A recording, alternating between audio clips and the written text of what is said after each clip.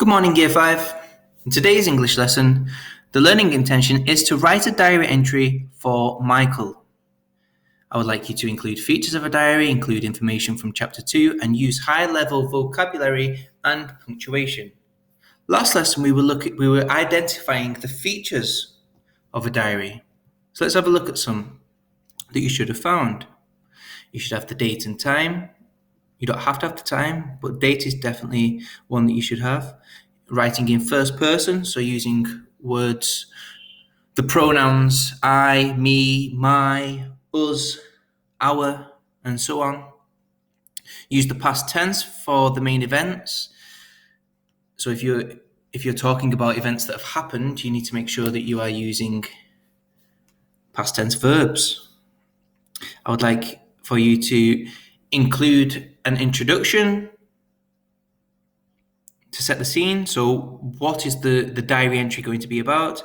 Tell events in chronological order. Chronological, we've spoken about this one a few times, is the time order, so the time in which things have happened. I'd like you to include personal emotions and feelings, using time conjunctions or adverbials of time, such as after that, before lunch, until sunset, and so on. I've added a couple of extras so that you need to introduce the entry with the Dear Diary, and it needs to be informal. So informal means it's almost as if you're talking to a friend, not as though you are writing a posh letter to say Mr. Miles. So you can use slang as well. So let's have a look. I've got an example for us here. What I've done at the top of my example is I've written the features so that I can almost look back and have it like a checklist to make sure that I'm including these things. So you are writing a diary of Michael based on Chapter 2 that we have read of Kensuke's Kingdom. So here's my example. Sunday, the 26th of April, 10 a.m. Straight away, I have got my date and my time. Dear Diary, another one. Tick, I've done that one. You won't believe what an extraordinary few weeks I have had out at sea. I can't wait to tell you all about it. I've got my introduction. I'm introducing the scene. Firstly, there we go, I've got a time connective. I can't believe how much water actually surrounds the earth. There is just water everywhere. Now you can see I've got capital letters here. Now that's quite informal, but it's okay. That's another thing that we are looking for. And we're also saying, I can't believe. So this is your emotions, feelings, because you are putting yourself in Michael's position. We've got I. This is first person pronouns.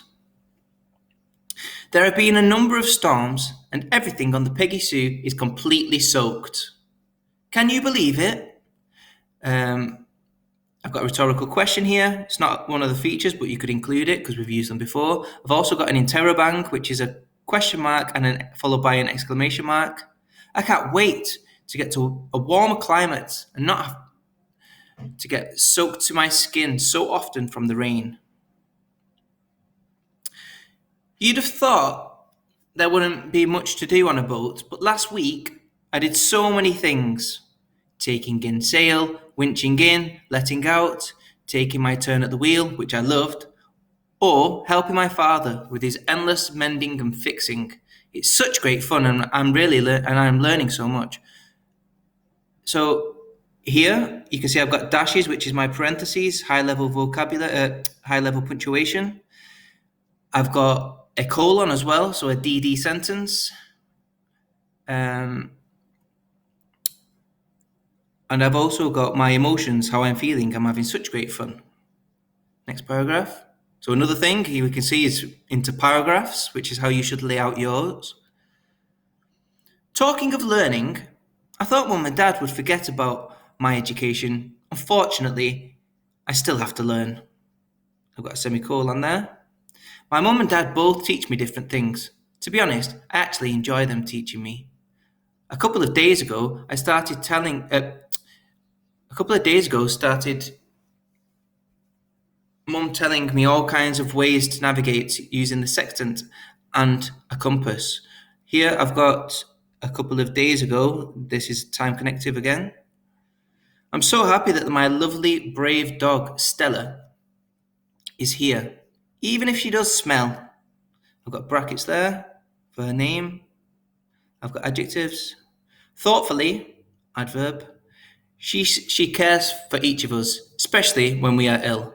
Last week, time connective, my mum had a terrible seasickness and Stella comforted her. She keeps barking at the sea. She's very brave and she even barks at the sharks. Lol. So this is informal, something that you might want to include. That stands for laugh out loud.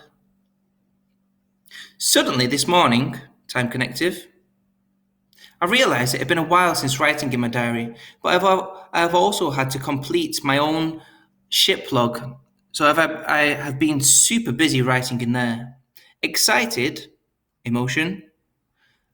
I have to write about all the animals, plants, and country we come across on our voyage. We talked about that the other day in the Zoom session. Voyage means like your journey. Anyway, it has been wonderful telling you all about what I've been up to. I promise I won't take as long to write my next entry. Speak soon, Michael. So at the end, it's been signed off, and I've got a little conclusion here.